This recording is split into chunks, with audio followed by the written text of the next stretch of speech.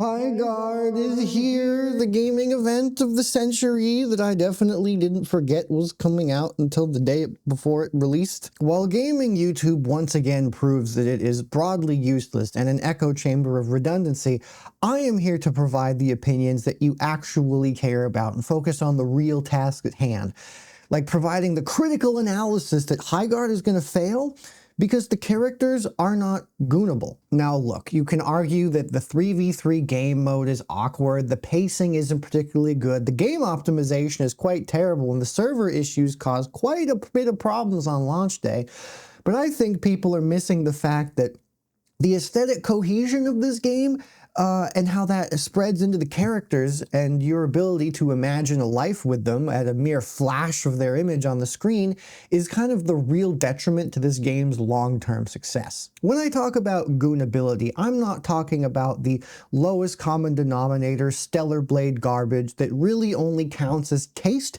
to people without a jaw.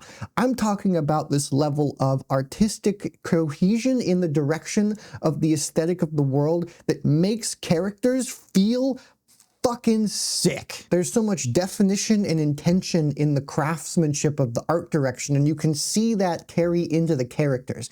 Games like the obvious comparison Apex are a brilliant example of this. You can tell so much about a character just from looking at it. They have incredibly strong silhouettes, and you know what you're looking at. You can feel the aura emanating off of them and get an idea of what the character is about.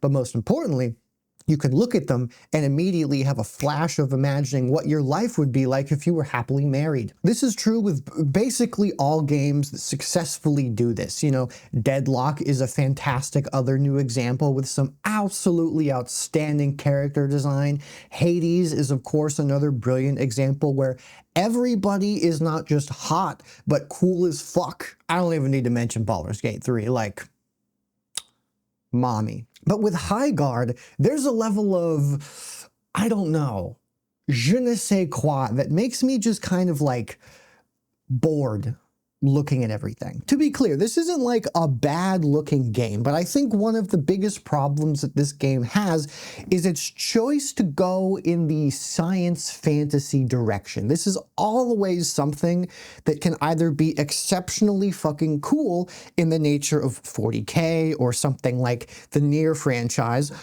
or it can be the blandest mix of traits you've ever seen. If you're gonna do that, if you're gonna take these two polar opposite aesthetics and find a way to smash them together, you need to do so in a way that really brings in that wow factor. You really need something that pushes it with this level of extremity and imagination that really makes you feel like it is kind of crazy, like it is this mishmash of time and aesthetics, and oh god, Highguard just kind of feels mushy. Like, I can't explain it. It just feels mushy. It feels like they've taken very small things from the science fiction part and just kind of put them onto the fantasy bits to make things feel weird and disjointed. And I think that really, really comes into view with the character design. Now, look, I understand that the main audience of games like these is mediocre men, but to pick this guy as the flagship character, like,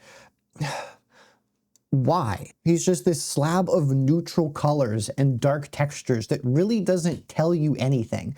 Sure, he has like a lightning staff or whatever, but he just looks like a dude. And people don't want people that look like a dude. They want dudes that they want to fuck. And I don't want to fuck this, and I don't think anybody else does either. The science fiction like aesthetic in the armor just doesn't feel right. Like, you can tell that in other characters as well, like Condor, there are these like really interesting ideas of this like fantastical wildland scavenger or whatever, but ultimately it doesn't really feel like the same level of sci-fi awkwardness as in this character, which alone already makes them feel weird. It feels like these two characters are already from two separate aesthetics because the same level of integration hasn't been done with either of them. Like, there's a difference between, you know, for example, in Apex, comparing somebody like Bloodhound with Rampart. These are obviously two very different characters, but you can tell how the individual elements of the universe are integrated into their fits.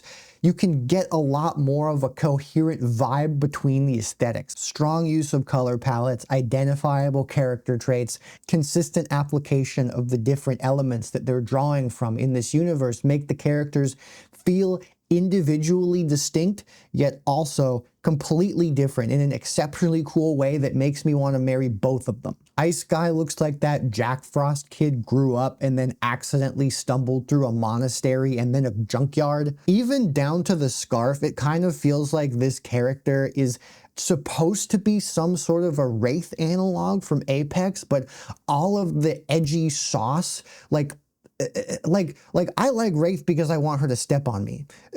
I don't care if this character steps on me. And like, is that really the reaction that you want players to have? Speaking of step on me, Mara definitely has step on me energy. However, the outfit that they've kind of chosen to wrap her in, again, kind of stumbles into the problem of this awkward mix of science fiction and fantasy that doesn't really make so much of a defined silhouette as more of a bit of an awkward clothing choice. To the 5 other people watching this who know about Fragpunk's existence, she feels like the Venom spooky lady from that, but significantly less well crafted. Like in her, she has these really defined colors, which I think make her really stand out along with her abilities. But Highguard's version is just this, I don't know, red and black blob that feels like they Googled edgy woman without really adding much onto it. And Slade, do I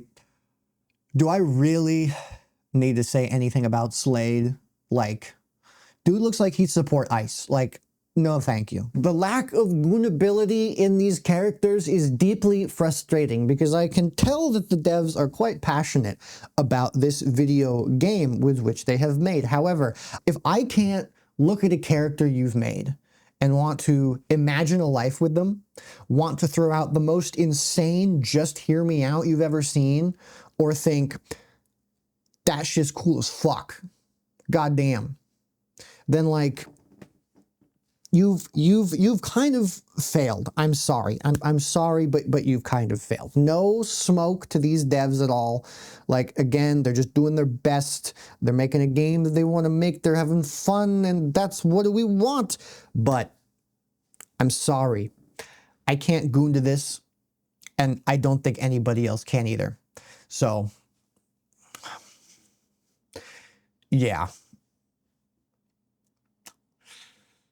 I give it a year. Okay, goodbye.